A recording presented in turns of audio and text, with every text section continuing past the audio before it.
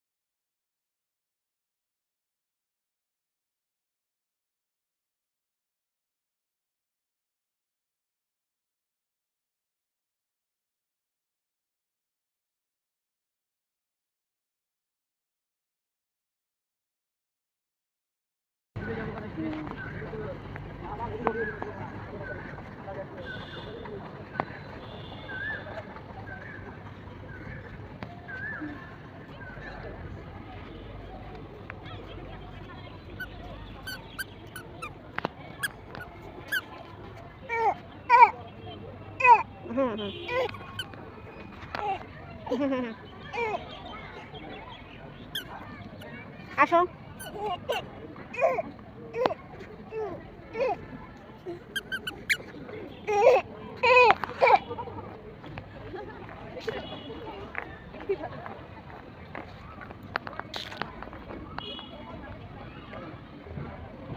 এই যে সাদমান সাদমান